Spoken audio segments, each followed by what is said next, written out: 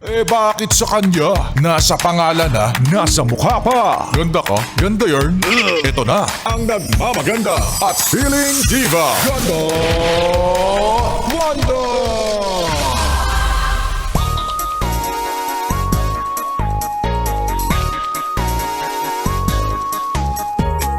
Sus, mahal mo lang naman ako dahil lang sabi ay swerte daw ako ngayong taon. Dahil ngayong taon daw, didikit ang pera sa akin. Ay, talaga. O, kaya pati ikaw, dikit ka ng dikit sa akin. Isa kang manggagamit. Mga yes, friend, it's me, it's your girl DJ Ganda Wanda. Kasama yun na ngayong, anong araw ba ngayon? Tuesday! Oo, na bumabati sa inyo ng happy Chinese New Year. Nako, nagkatikiman na ba ng tikoy? Patikim ako ng tikoy mo. Malagkit ba yung tikoy mo?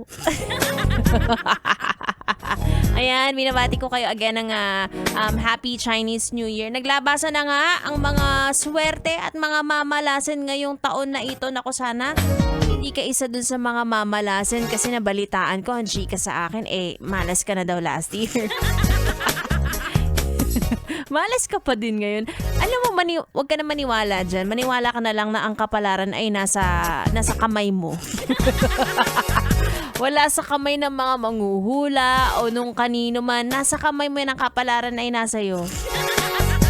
Kapag hindi medyo umaayon, gano'n naman diba? Kapag yung mga hula sa atin ay hindi siya nagre-resonate o kaya naman parang hindi siya umaayon sa mga gusto natin, hindi natin siya papaniniwalaan. Isipin mo, nagbayad ka sa manghuhula tapos pangit ng mga basa sa'yo, diba? Hindi ba paniniwalaan? Doon ka lang sa parang, okay, maganda ang magiging career mo, Ganda Wanda. Ganyan. Ay! Diba? Pero, i-chismis ka ng mga katrabaho mo. Hindi ito yan. Ayoko tanggapin yan. Hindi yan totoo, Diyos ko. Peke kayo, peke. Anyway, tatong oras na naman ang binigay sa atin ngayong araw na ito. Kaya naman kung gusto mong gumanda, ang kapalaran mo. Maganda ka na kasi. Kapalaran mo na lang. Oo. Sumama na ako hanggang alas 9 ng gabi. Again, it's me, Ganda Wanda. Tuloy muna natin ang ating tugtugan. Dito lang sa 101.1 Yes FM Solid.